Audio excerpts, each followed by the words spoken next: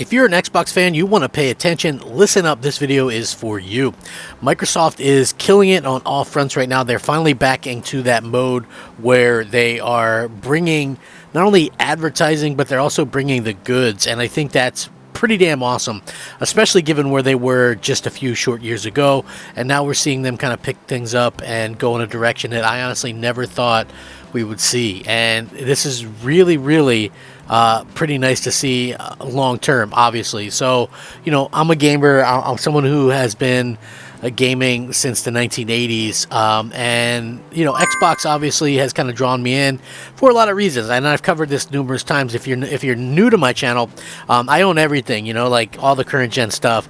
Like I own a PS5, I own a Series X, a Series S, a Switch, all that stuff.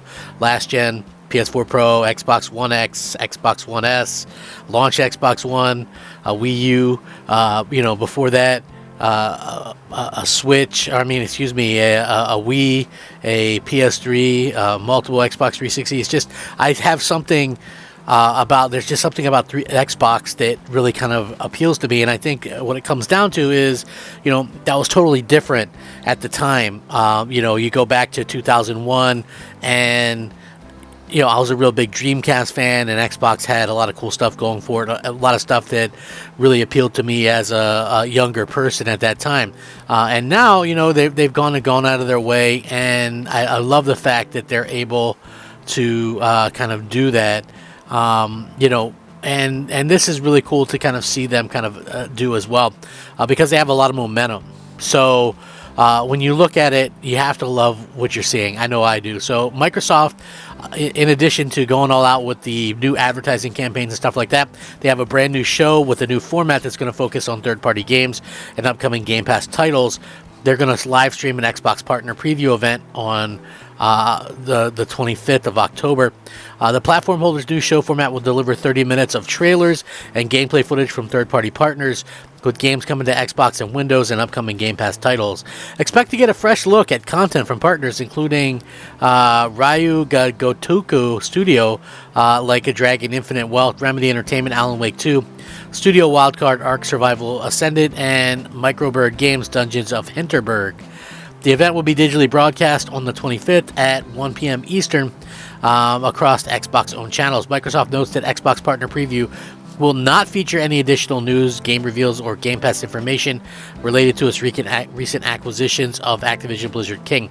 Microsoft's gaming division recently kicked off its holiday marketing campaign with a new live-action trailer titled Wake Up and Dream.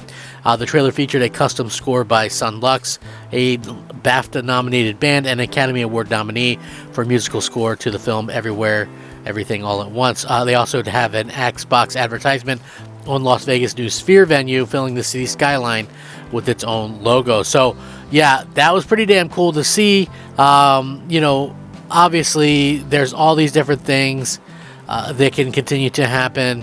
That happens really well for Microsoft, and you know, at the end of the day, I feel like Microsoft is continuing to kill it. You know, and that's really important because, listen, if you go by what they're kind of talking about, obviously, you know, they've kind of gone on this spending spree. They got they've got all this stuff that is really kind of pertaining to, you know, kind of what they want to be long term and what they want to give fans. You know, I think Microsoft has, you know, a long way to go still. Clearly, you know, they've got more things coming out. You know, they've got like an incredible year planned this year, and you know, and they've released so many games. Obviously, they still got the big Call of Duty Modern Warfare 3 first-party game coming out this year as well. And you know, next year they've already confirmed stuff like Avowed and Hellblade 2. So yeah, they've got a lot of cool things on the rise, and you know, I absolutely love that. I think the fact that they're doing you know, these little mini digital events is pretty cool to see. Keep yourself in the news and things like that, and that's exactly what they've been doing. And so I find that to be pretty damn cool. You know, again, as someone who owns all the platforms and stuff, it's nice to see that Microsoft is setting themselves up for success and keeping their self in the public eye rather than, you know, failure and just kind of avoiding things. Because if you look at the kind of spectrum that we're seeing right now, Even though Sony is out there being the brave little toaster saying, oh, Spider-Man 2 is sold such and such amount, and so we're going to announce that. You look behind the scenes and it's like, Connie just left after 30 some years with PlayStation. Jim Ryan leaves after 20 some years with PlayStation. We really have this breakdown there. And not only did that happen, but their visual studio had multiple rounds of layoffs.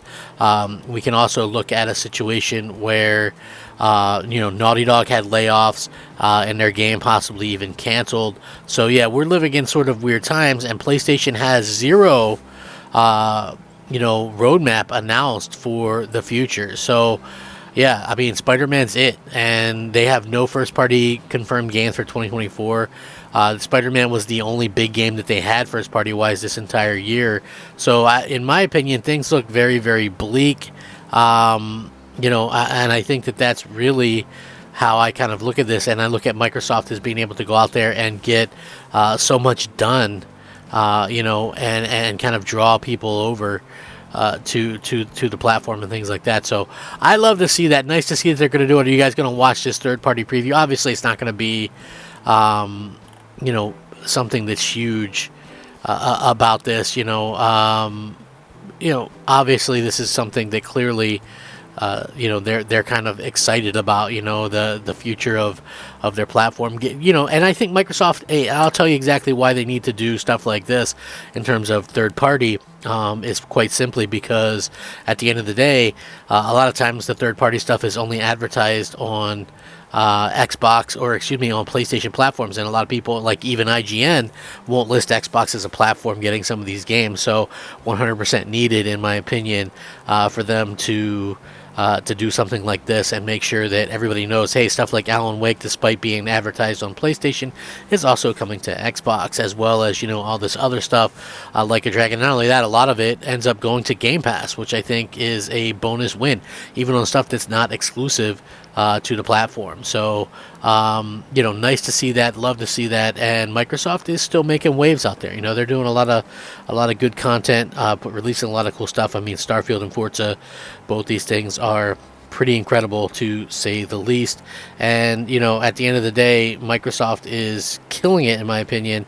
I hope that we get even more stuff. And that's going to be exactly. And I'm sure people are going to possibly complain about it or whatever, because that's the nature of the beast. But I'm happy with Microsoft with what they've been doing. I think that it's fair to say that they're actually on the upward trend, whereas Sony is kind of still in the negative downward spiral. So let me know what you guys think. Rack 'em up. Crap Gamer out.